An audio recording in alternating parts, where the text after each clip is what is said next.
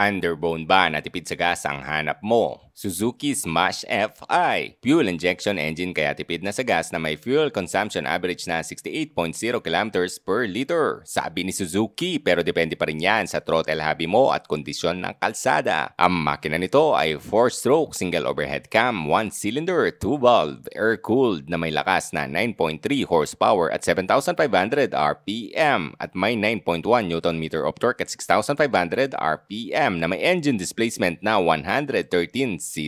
Equipped din ito ng kickstarter na pwede mong gamitin kung malobat ka man. Mas pinalaki ang meter panel nito na makikita mo ang speedometer, fuel gauge, gear indicator, turn signal, check engine at high beam indicator. Kung di ka rin pinagpala sa height ay good sa ito dahil meron lamang itong seat height na 755mm at timbang lamang na 94 kg. Kung hindi ka rin marunong sa mga di-clutch ay okay din sa ito dahil ito ay semi-matic na di kailangan pang gumamit ng clutch. Under seat storage nito ay 7.6 liters. Mas pinalaking headlight kaya mas malawak ang ilaw nito. SRP 66,400. Available yan dito sa MC Motorcycle City, Angeles City for credit card, cash, installment at bank transfer.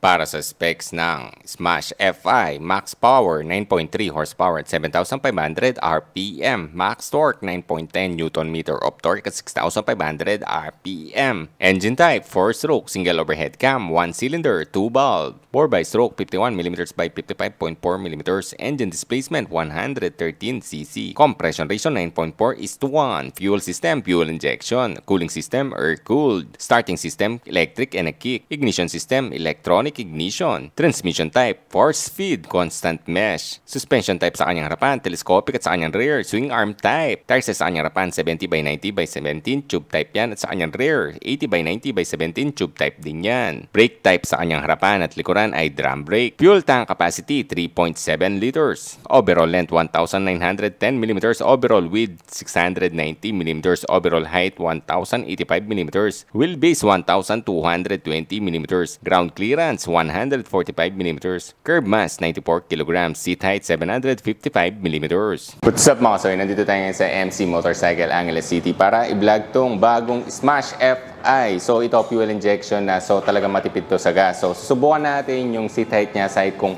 5'10 or insim na 32. Unang upo mga soy. Sigurado flat-footed tayo dito.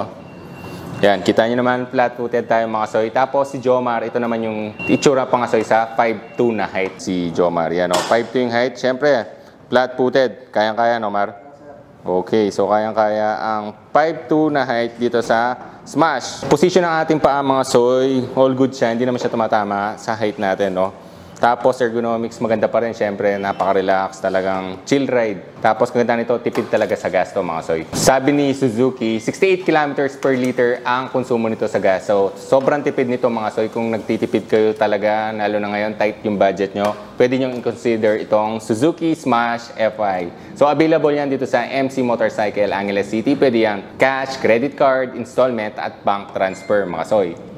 What's up mga soy? Ito pala ang bagong Suzuki Smash na fuel injection na. So ang konsumo nito sa gas ay 68 kilometers per liter. So napakatipid nito sa konsumo sa gas. Bali, bulb type pa rin ang kanyang pinaka-ilaw mga soy, pati ang kanyang turn signal. Sindihan natin na, sample. Yan, so bulb type. Parang dinagdag nila dito, meron siya dito mga soy oh, sa bagong palikpik niya siguro to. Ayan o, tingnan mo. Yan o. Diba? Angas, butas siya mga soy. So ito yung pinaka-napansin kong binago sa akin dito mga soy. Yan dito, para meron pa siyang ano dito. Oo, di ba? Honeycomb. Gloss type pala to. Tapos yung suspension niya, ginawa rin siyang black mga soy. Telescopic fork yan. At drum brake pa rin ang preno mo. Bali, ang gulong mo, ang size naman nito ay 70x90x17. Tube type yan mga soy, hindi siya tubeless. Ayan, yung fender niya napakahaba rin. Tapos meron siya ditong Smash FI. Tapos Suzuki. So, ayan, patalim din yung ano niya mga soy. So, diba? Suzuki. Dito, meron din siyang konting decals. Tapos dito, iniba na yung pinaka niya, inner fairings niya mga soyo. Kung napansin nyo, ayan, iba siya.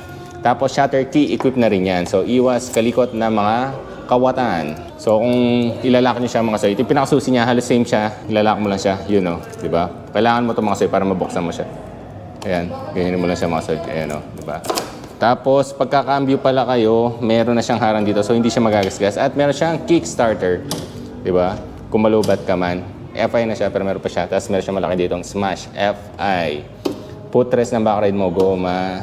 Twin shock na yung suspension niya mga soy. So all goods din to dahil subok na natin. Tapos napakahaba ng heat guard niya, oh, di ba? Plastic yan. Yung upuan niya, maganda rin yung inupuan ko kanina. Pagdating dito sa kanyang meter panel ay analog siya. Yung speedometer niya, fuel gauge, meron din siyang gear indicator mga soy, ayan, neutral. Tapos turn signal indicator, check engine, high beam, ayan, meron siya. So hanggang kwarta siya or 4 speed siya mga soy. May busina siya dito, yung tunog ng busina niya mga soy ito. Yung turn signal, yan, left. Tapos side mirror niya, napakalaki rin mga soy. Ganda ng grip niya mga soy. Tapos may end bar pa siyang bakal dito. Yung cambio niya, bali yan, forward lang yan mga soy. Pagbabawas palikod siya, you know. Gear pattern niya. Yung pinaka-sprocket mo or kadena, may cover pa siya mga soy. So iwas rin. Pero open lang siya, no. Sana kinover na nila. Tapos size ng gulong mo sa likuran ay 90 by 90 by 17. Yan. Tapos lagay ng pinaka gas mo mga soy. Tapos yung compartment mo, halos wala kang malalagay na helmet dito mga soy. Kasi kapote documents lang siguro. Yun lang yung malalagay mo dito. So kung gusto nyo ma-avail to mga soy, ay sasabihin ni Mimi ngayon yung presyo ngayon. What's up mga ka-MC? So for today's video, meron tayong Suzuki Smash FI Spokes Drum.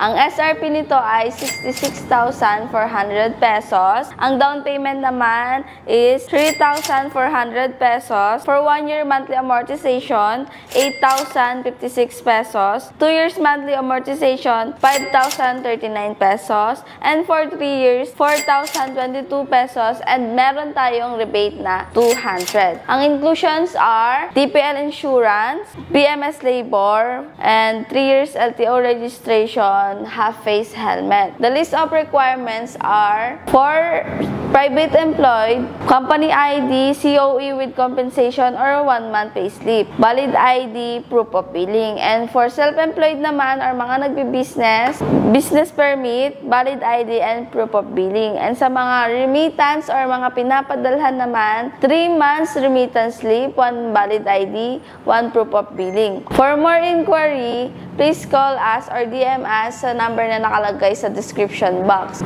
We are located here in Unit 1, ground floor, Hanyels Building, P.